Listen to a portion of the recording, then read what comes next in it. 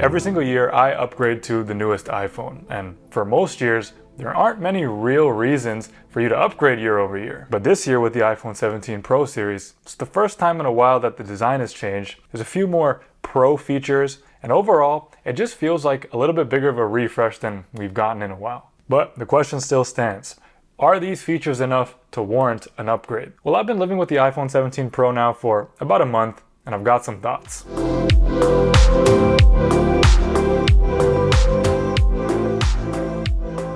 This year, the iPhone 17 Pro has changed the design more than I feel like it has probably since the iPhone 12 came out with the boxy design to it. Obviously, there's the camera plateau, which everyone's talking about. There's a unibody aluminum build, because the last two phones were made out of titanium. It's a little bit thicker to make room for a bigger battery. And we can't forget about probably one of the most controversial topics, the new colors. So it's got this two-toned look to it with the glass cut out in the middle, and that allows for things like MagSafe and wireless charging. But then it has the aluminum unibody frame around it. I'm not gonna lie, I think the iPhone Pro series this year has gotten a little uglier. I think that now the Air series is like the pretty version, which is like very elegant and designed amazingly.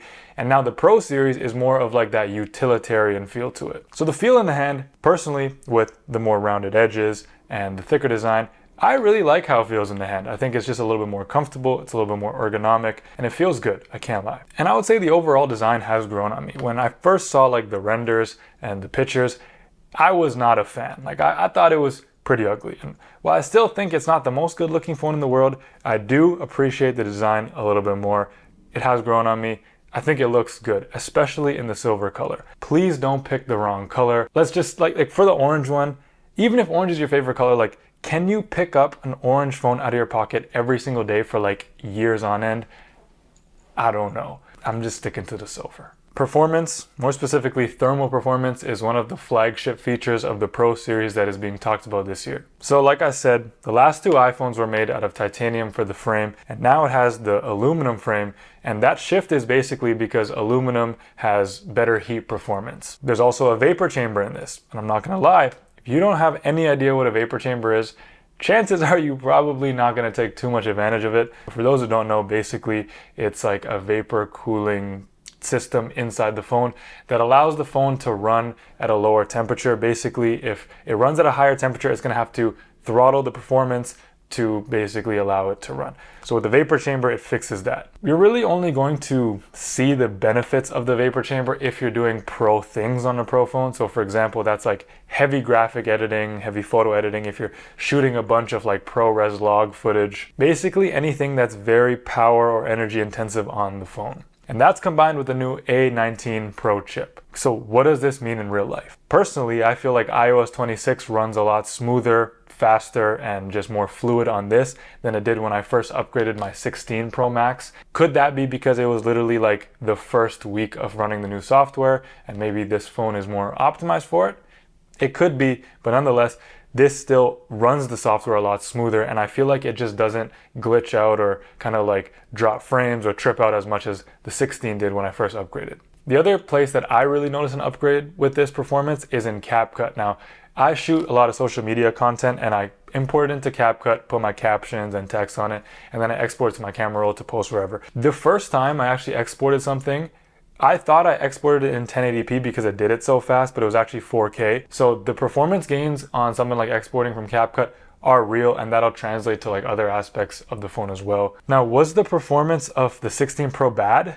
No. Is the 17 Pro better? Yes. Is it a game changer?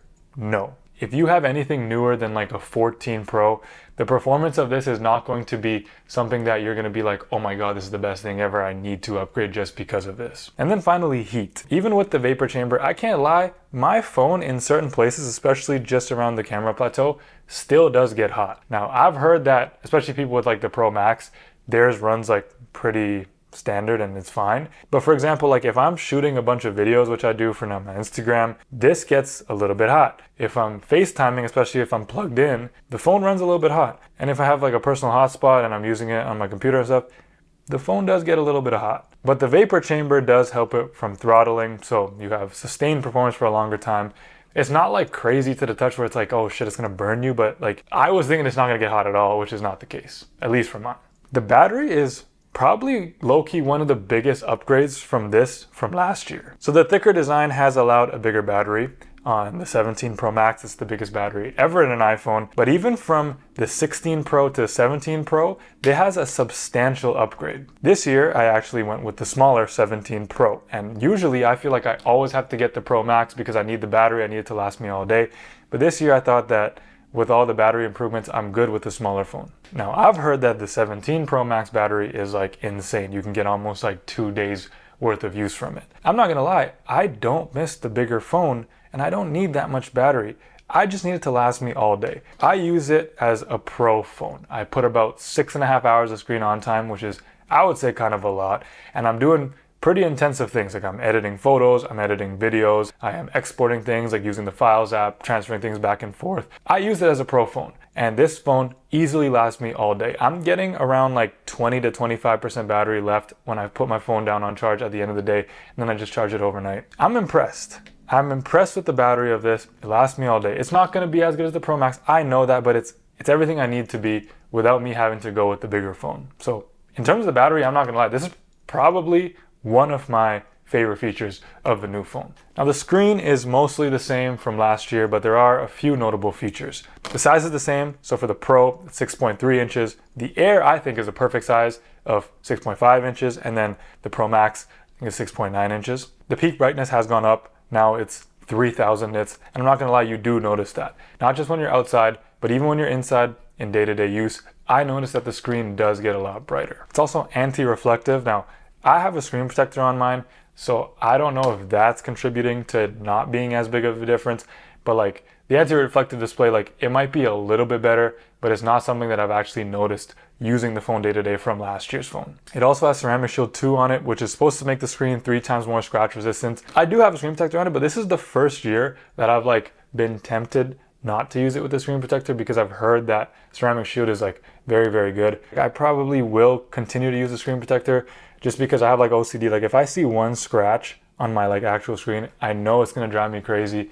I just don't want to put myself through that. So I'm just gonna use the screen protector, even though I've heard that Ceramic Shield 2 is very, very good. So the cameras. Not only do the cameras in the back look different, obviously with now the camera plateau running pretty much the full width of the phone, but there are also a few notable upgrades. So the main camera and the ultra-wide camera are pretty much the same. They're both 48 megapixels. They're the same as from last year, but where you will see a little bit of an improvement is with the telephoto camera. Now, the telephoto camera went from 12 megapixels to now 48 megapixels, and that's a pretty big resolution jump. From the Pro Max last year, it had a 5 times telephoto lens, and this year it has a 4 times telephoto lens. Now, that could be seen as a downgrade on paper, but since you have the higher resolution, it kind of makes up for it. And now this camera goes to 8x on the optical zoom. Honestly, all the cameras perform very well. What I personally like is that there's not a big drop off in any of the cameras now. From the main camera to the ultra wide to the zoom camera,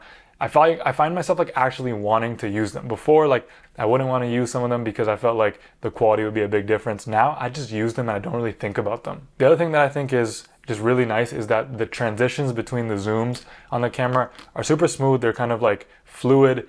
They look really good on video. I think iPhone right now are the king of videos. I shoot a lot of content on my iPhone. I shoot pictures and videos. I used to shoot everything from my Instagram on my camera right now, which is the Sony FX3. And ever since I got this phone, I've pretty much like shifted now to most of my Instagram content is actually just shot on my iPhone, which is, I'm not gonna lie, it's a big deal to me.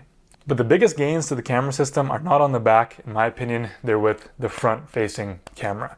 Now they have a completely new sensor, and it is an 18 megapixel sensor from the 12 megapixel we had last year, and they call it a center stage. Basically what they did this year is they made it square. They have like the flagship feature where like you can take landscape selfies holding it like this because it just uses like the rectangle part of the square sensor. That wasn't the craziest feature for me. For me, it's honestly just the quality difference. It's very noticeable on FaceTime, on Snapchat, and for me, I like to create content and I like to use the front-facing camera on TikTok because I don't like to use this because I can't see myself.